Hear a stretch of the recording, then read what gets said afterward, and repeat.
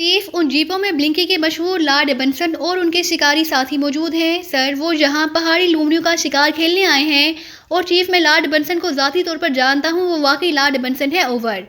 011 نے کہا، لیکن لارڈ صاحب کٹوک قصبے کی طرف سے کیوں آئے ہیں؟ ادھر آفاق قصبے کی طرف سے کیوں نہیں آئے، اوور۔ شارٹی نے تیز لہجے میں کہا، میں نے پوچھا تھا چیف، انہوں نے کہا کہ کٹوک قصبہ ان کی جاگیر میں شامل ہے اور وہ ہمیشہ اسی طرف سے ان پہاڑیوں پر شکار کھیلنے آتے ہیں۔ آفاق قصبے کی طرف سے انہیں لمبا چکر لگانا پڑتا ہے، اوور۔ 011 نے جواب دیا۔ اوکے، تم انہیں واپس بھجوا دو، انہیں ملٹری انٹیلیجنس کا حوالہ دے دو، اوور۔ شارٹی نے تیز لہجے میں کہا، چیف، میں نے پہلے ہی انہیں ملٹری انٹیلیجنس کا حوالہ دے کر واپس جانے کے لیے کہا ہے، لیکن لارڈ صاحب باضد ہیں کہ وہ شکار کھیل کر ہی جائیں گے، اور آپ تو جانتے ہیں کہ وہ کس قدر با اثر آدمی ہیں، اوور۔ 011 نے قدرے گھبرائے ہوئے لہجے میں کہا، اوکے، تم انہیں وہیں روکو اور چیف باس خود وہیں آ رہے ہیں، اب ہم ان سے بات کرتے ہیں، اوور اینڈ آل۔ شارٹی نے کہا اور ٹرانسمیٹر آف کر دیا۔ آئیے باس، میں بھی لارڈ صاحب کو جانتا ہوں، مجھے معلوم ہے کہ لارڈ ایبنسن انتہائی ضدی آدمی ہے، لیکن اگر آپ خود ان سے بات کریں گے تو پھر وہ یقیناً مان جائیں گے۔ شارٹی نے ٹرانسمیٹر آف کرتے ہوئے کہا، میں بھی جانتا ہوں اسے بے پناہ ضدی آدمی ہے، لیکن میری بات وہ مان جائے گا، آؤ۔ کرنل ہینری نے اٹھتے ہوئے کہا۔ وہ تھوڑی دیر بعد وہ دونوں اس غار سے نکلے اور ایک طرف چھجے دار چٹان کے نیچے کھڑے ہوئے ایک ہیلی کاپٹر کی طرف بڑھ گئے۔ ہیلی کاپٹر کے پیڈز کے ساتھ پہیے بھی لگے ہوئے تھے، جس کی وجہ سے اسے دھکیل کر کسی بھی جگہ لے جایا جا سکتا تھا۔ وہ دونوں ہیلی کاپٹر پر سوار ہو گئے۔ شارٹی پائلٹ سیٹ پر بیٹھ گیا جبکہ کرنل ہینری سائیڈ سیٹ پر تھا۔ لانگ رینج ٹرانسمیٹر شارٹی نے نیچے رکھ دیا تھا، پھر اس نے ہیلی کاپٹر کا انجن سٹارٹ کیا اور اس کے بعد پہیوں والا محسوس بٹن دبا کر اس نے ہیلی کاپٹر کو کسی کار کی طرح آگے بڑھانا شروع کر دیا۔ جیسے ہی ہیلی کاپٹر چھجی دار چٹان کے نیچے سے بالکل کھلی جگہ پر آیا، شارٹی نے اسے فضا میں بلند کر دیا اور پھر چند لمحوں بعد انہیں وہ پہاڑیوں میں 2 جیپیں کھڑی نظر آ گئیں جن کے ساتھ کافی سارے آدمی کھڑے تھے۔ تھوڑی دیر بعد ہیلی کاپٹر وہاں پہنچ گیا اور شارٹی نے اسے قریب ہی ایک مناسب جگہ دے کر اتار دیا۔ کرنل ہینری تیزی سے اچھل کر باہر آ گیا، شارٹی بھی اس کے پیچھے تھا۔ ایک جیپ کے ساتھ لارڈ ایبنسن کھڑے تھے، ان کے چہرے پر شدید غصے کے تاثرات نمایاں تھے۔ اس کے پیچھے اس کے شکاری مودبانہ انداز میں کھڑے تھے، ان سب کے پاس واقعی ڈبل بیرل شدہ بندوقیں تھیں، جبکہ 011 اپنے 4 ساتھیوں کے ساتھ ایک طرف کھڑا تھا۔ کرنل ہینری، یہاں کیا ہو رہا ہے؟ یہ تمہارا آدمی ہمیں کیا کہہ رہا ہے کہ ہم شکار کھیلنے بغیر واپس چلے جائیں؟ لارڈ ایبنسن نے کرنل ہینری کے قریب آتے ہی تیز لہجے میں کہا، لارڈ صاحب، اصل میں غیر ملکی ایجنٹوں کا ایک گروپ یہاں موجود ایک سرکاری خفیہ لیبارٹری کو تباہ کرنے کے لیے آ رہا ہے۔ ہم سب انہیں چیک کرنے اور روکنے بلکہ ہلاک کرنے کے لیے یہاں پکٹنگ کیے ہوئے ہیں، کیونکہ اعلیٰ حکام نے ان کی ہلاکت کا باقاعدہ حکم دے رکھا ہے، اس لیے پلیز آپ صورتحال کو سمجھیں اور واپس چلے جائیں۔ جب یہ گروپ ختم ہو گیا تو میں آپ کو ذاتی طور پر اطلاع کر دوں گا، پھر آپ کا جس قدر جی چاہے جہاں شکار کھیلنے آئیں۔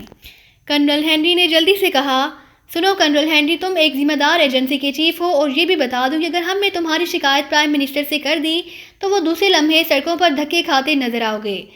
دنیا میں کوئی ایسی طاقت موجود نہیں ہے جو لارڈ ایبنسن کو اس کی مرضی کے بغیر واپس بھجوا سکے۔ دوسری بات یہ ہے کہ تم بے شک ہماری جیپوں کی تلاشی لے لو، میرے آدمیوں کی تلاشی لے لو، اگر مزید چیکنگ کرنا چاہتے ہو تو میرے اور ساتھیوں کے چہرے کسی مشین سے چیک کر لو کہ تاکہ تمہیں پوری طرح تسلی ہو جائے۔ اس کے بعد ہم یہاں شکار کھیلیں گے اور اس میں تمہارا ہی فائدہ ہے۔ وہ غیر ملکی ایجنٹ جب ہمیں یہاں شکار کھیلتا دیکھیں گے تو ظاہر ہے انہیں شک بھی نہ ہو سکے گا کہ یہاں تم لوگوں نے پکٹنگ کر رکھی ہے۔ اگر وہ لوگ آئے بھی صحیح تو ہمیں تمہیں یقین دلاتے ہیں کہ ہم پہاڑی لومڑیوں کی بجائے ان کا شکار کھیل کر تمہیں دکھائیں گے۔ اس کے باوجود اگر تم باضد ہو تو پھر ہمارے پاس دوسرا راستہ یہی ہے کہ ہم پرائم منسٹر سے براہ راست بات کریں، جواب دو۔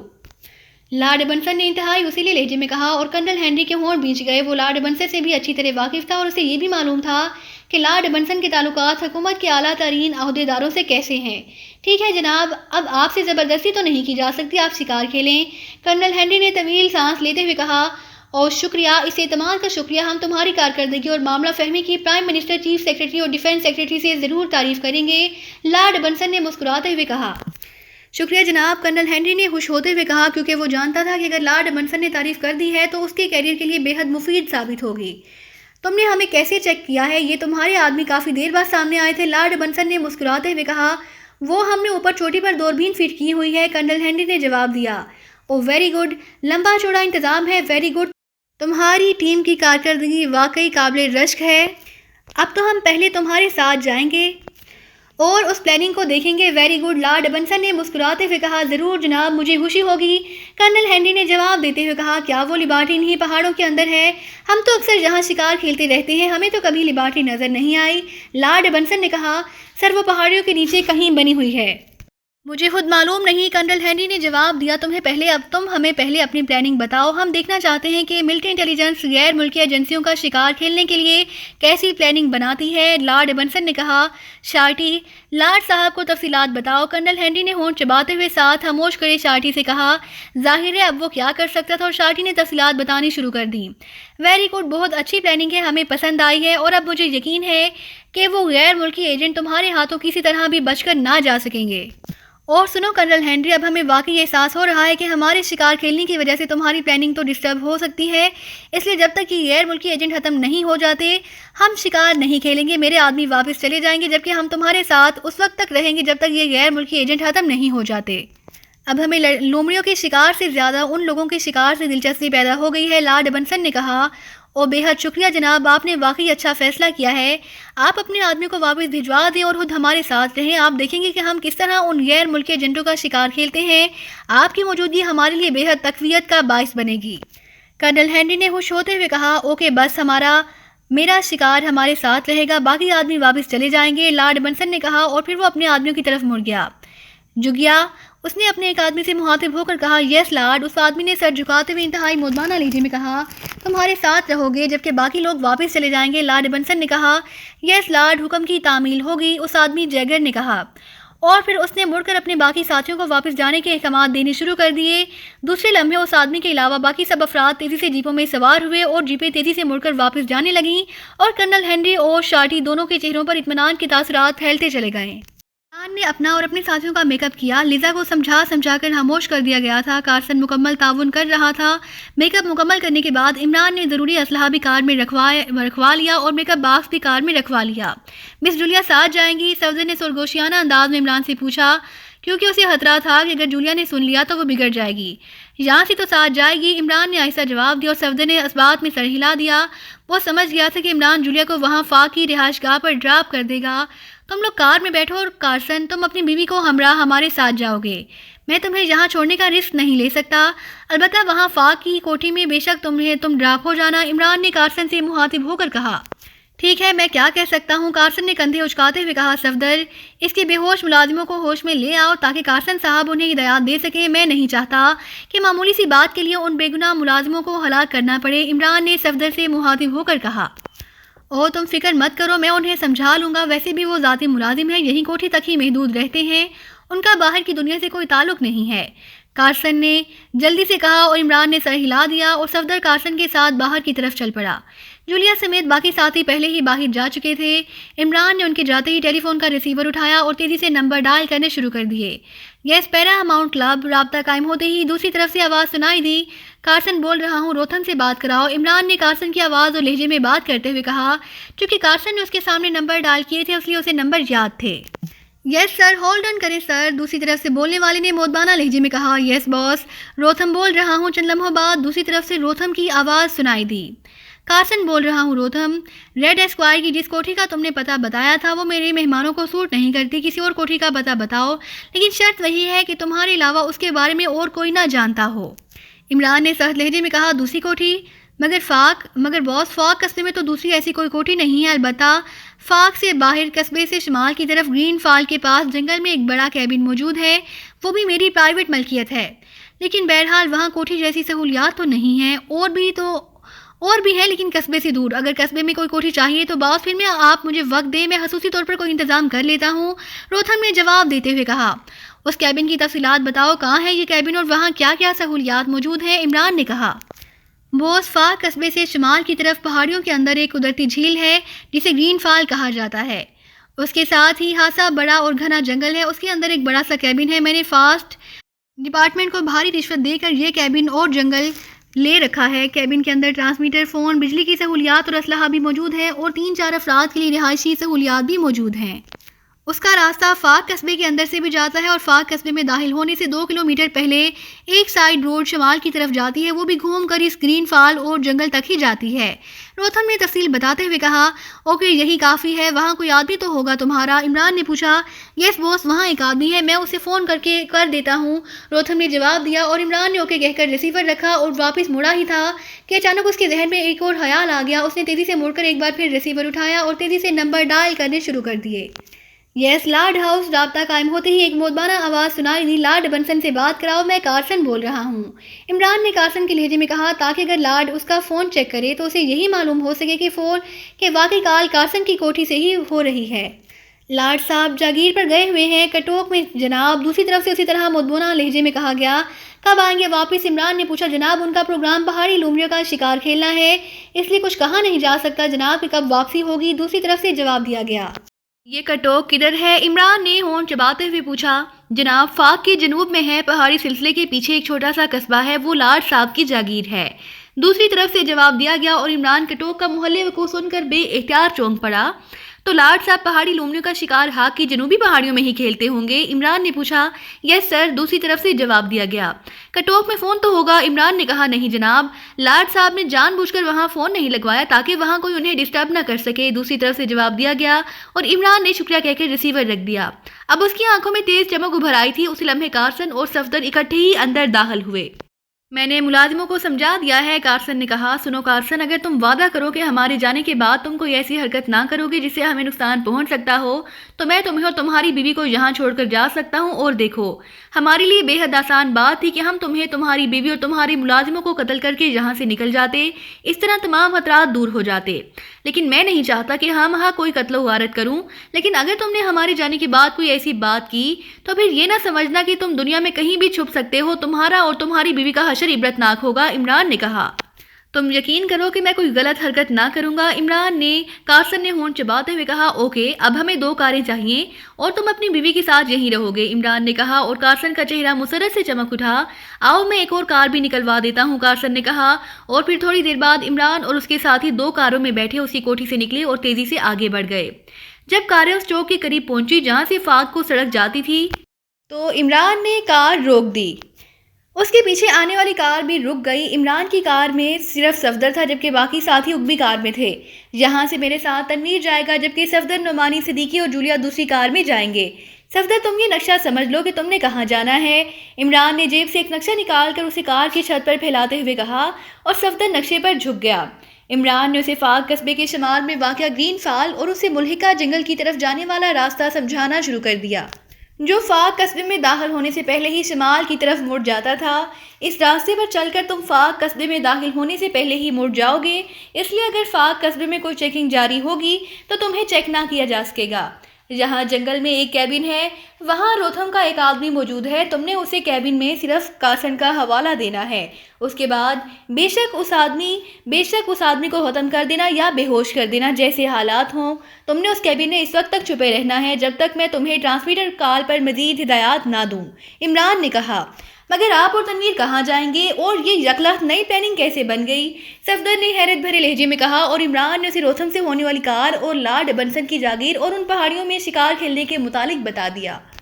مجھے یقین ہے کہ ملٹری انٹیلیجنس نے ان پہاڑیوں میں ضرور پکٹنگ کر رکھی ہوگی اور میں لارڈ بنسن کی فن لینڈ میں حیثیت سے بھی اچھی طرح واقف ہوں، اس لیے میں نے پلاننگ کی ہے کہ میں اور تنویر کٹوک جائیں گی اور پھر وہاں اگر داؤ لگ سکا تو میں چاہتا ہوں کہ میں یا تنویر دونوں میں سے اگر کوئی بھی اس لارڈ بنسن کا روپ دھار سکے تو زیادہ بہتر ہے، ورنہ لارڈ بنسن کو کور کر کے بہرحال اس کے ساتھ پہاڑیوں پر جاؤں۔ اس طرح اگر وہاں ملٹری انٹیلیجنس نے کوئی پکٹنگ کر رکھی ہوگی تو وہ لوگ لارڈ بنسن کی وجہ سے سامنے آ جائیں گے اور انہیں آسانی سے ڈیل کیا جا سکے گا، ورنہ تو ہمارا لیبارٹری تک پہنچنا بھی مشکل ہو جائے گا، عمران نے کہا اور صفدر نے اسبات میں سر ہلا دیا۔ چند لمحوں بعد دونوں کاریں تیزی سے چلتی ہوئی آگے بڑھ گئیں۔ اب ایک کار میں عمران اور تنویر تھے جبکہ دوسری کار کی ڈرائیونگ سیٹ صفدر کے پاس تھی۔ عمران نے البتہ تھوڑا سا اسلحہ اور میک اپ باکس صفدر والی کار سے نکلوا کر اپنی کار میں رکھ لیا تھا کیونکہ صفدر اور اس کے ساتھی تو پہلے ہی میک اپ میں تھے، البتہ انہیں لارڈ بنسن کے پاس پہنچنے کے بعد میک اپ باکس کی ضرورت پڑ سکتی تھی۔ ہیلی کاپٹر اڑتا ہوا پہاڑ کی چوٹی پر پہنچا اور پھر قریب ہی ایک ہموار جگہ پر شارٹی نے اسے اتار دیا۔ آئیے لارڈ، میں آپ کو یہ چوٹی دکھاؤں، یہیں سے ہی آپ کی جیپیں چیک کی گئی تھیں۔ کرنل ہنری نے مڑ کر پچھلی نشست پر بیٹھے ہوئے لارڈ بنسن سے مخاطب ہو کر کہا اور لارڈ بنسن سر ہلاتا ہوا نیچے اتر آیا۔ اس کے پیچھے اس کا ساتھی جیگر بھی اتر آیا، شارٹی بھی نیچے اتر آیا تھا اور پھر چند لمحوں بعد وہ اس جگہ پہنچ گئے جہاں واقعی ریوالونگ لیکن انتہائی طاقتور رینج کی دوربین موجود تھی۔ وہاں 4 آدمی تھے، ایک لانگ رینج ٹرانسمیٹر بھی موجود تھا۔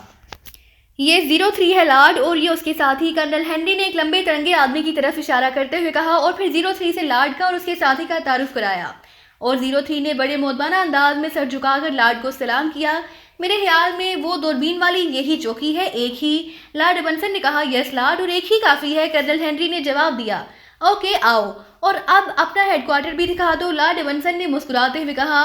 یہاں ہیڈ کوارٹر کیا ہونا ہے لارڈ، اور میں اور شارٹی ایک غار میں موجود رہتے ہیں۔ اسپیشل ٹرانسمیٹر ہمارے پاس ہے جو ہیلی کاپٹر میں موجود ہے، جو اس پر شارٹی کالیں وصول کرتا ہے اور ہدایات دیتا رہتا ہے۔ کرنل ہنری نے ہیڈ کوارٹر کا لفظ سن کر ہنستے ہوئے کہا، او تو عملی طور پر شارٹی انچارج ہے، کیسے کال کرتے ہو؟ مجھے بے حد دلچسپی محسوس ہو رہی ہے، کال کرو کسی کو۔ لارڈ ایبنسن نے مسکراتے ہوئے کہا، اس کا لہجہ بتا رہا تھا کہ وہ اس معاملے میں بے حد دلچسپی محسوس کر رہا ہے۔ شارٹی، ٹرانسمیٹر لے آؤ ہیلی کاپٹر سے، اور لارڈ صاحب کو کسی گروپ کو کال کر کے دکھاؤ، کرنل ہنری نے اور شارٹی سے مخاطب ہو کر کہا۔ یس باس، شارٹی نے کہا اور واپس ہیلی کاپٹر کی طرف مڑ گیا۔ ویسے اس کے چہرے پر شدید بوریت اور ناگواریت کے آثار تھے، لیکن ظاہر ہے وہ لارڈ ایبنسن کو کیا کہہ سکتا تھا۔ چند لمحوں بعد وہ ہیلی کاپٹر سے وہ محسوس ٹرانسمیٹر لے آیا۔ اس نے ٹرانسمیٹر کا ایک بٹن دبایا اور پھر اسے آن کر دیا۔ Hello hello chief, calling 04 over, Shorty نے تیز اور تحکمانہ لہجے میں کہا۔ Yes chief 04 attending you over, transmitter سے ایک آواز سنائی دی۔ کوئی مشکوک بات تو سامنے نہیں آئی؟ اوور، شارٹی نے تیز لہجے میں پوچھا۔ نو چیف، آل از اوکے، دوسری طرف سے 04 نے جواب دیا، اور شارٹی نے اوکے کہہ کر ٹرانسمیٹر آف کر دیا۔ ویری گڈ، یہ تو کوئی اسپیشل ٹائپ کا ٹرانسمیٹر نظر آ رہا ہے، لارڈ ایبنسن نے ٹرانسمیٹر میں دلچسپی لیتے ہوئے کہا۔ جی ہاں، اسپیشل ٹرانسمیٹر ہے، کرنل ہنری نے جواب دیا۔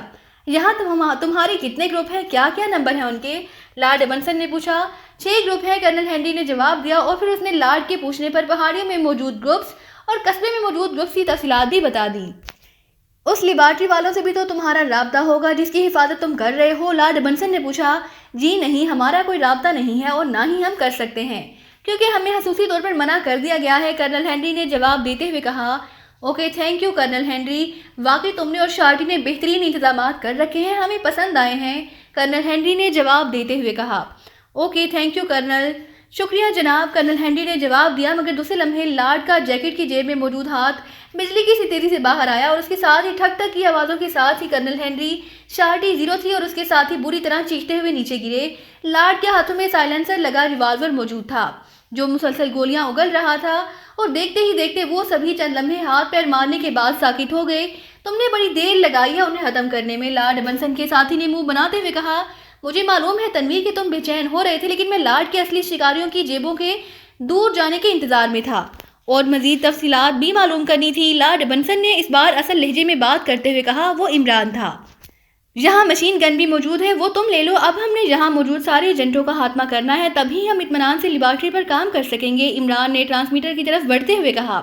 ویسے یہ لارڈ والی تمہاری پلاننگ بے حد کامیاب رہی ہے، ورنہ جس طرح ان لوگوں نے یہاں پکٹنگ کر رکھی تھی، ہمارا بچ نکلنا تقریباً ناممکن ہو جاتا، تنویر نے تحسین آمیز لہجے میں کہا۔ بس اچانک ہی مجھے خیال آ گیا، اور جب مجھے معلوم ہوا کہ وہ کٹوک میں ہے اور ان پہاڑیوں پر اس نے شکار کھیلنا ہے، تو ساری پلاننگ میرے ذہن میں سیٹ ہو گئی۔ پھر قدرت نے بھی ہمارا راستہ صاف کر دیا، وہ لارڈ میرے قد و قامت اور جسامت کا نکلا، اور اس نے ہم دونوں کو علیحدہ بلا لیا۔ اگر ہم چند منٹ مزید لیٹ ہو جاتے تو وہ شکار کھیلنے کے لیے روانہ ہو چکا ہوتا، عمران نے کہا، اور تنویر نے اسبات میں سر ہلا دیا۔ عمران چند لمحے غور سے ٹرانسمیٹر پر موجود بٹنوں اور ان کی ساخت پر غور کرتا رہا، پھر اس نے ایک بٹن دبایا اور ٹرانسمیٹر آن کر دیا۔ Hello hello chief, calling over, Imran کے منہ سے شارٹی کی آواز نکلی۔ 03 اٹینڈنگ یو چیف، اوور، دوسری طرف سے آواز سنائی دی۔ 03 اپنے ساتھیوں سمیت فوراً دوربین والی چوٹی پر پہنچ جاؤ، میں یہاں موجود ہوں، it is emergency, over, Imran نے شارٹی کے لہجے میں کہا۔ یس بوس، اوور، دوسری طرف سے 03 نے کہا، اور عمران نے اوور اینڈ آل کہہ کر ٹرانسمیٹر آف کر دیا۔ اب پہلے ہمیں چیک کرنا پڑے گا کہ یہ لوگ کہاں سے آتے ہیں، پھر جیسے ہی یہ اوپر پہنچے سائلنسر لگے ریوالور سے ان کا خاتمہ کرنا ہے، تاکہ پہاڑیوں میں فائرنگ کی آوازیں نہ گونج سکیں، اس طرح دوسرے گروپ چوکنا ہو سکتے ہیں، عمران نے کہا۔ تو اس کا مطلب ہے اس طرح باری باری سب کو اوپر بلا کر ان کا خاتمہ کرنا ہوگا، تنویر نے مسکراتے ہوئے کہا۔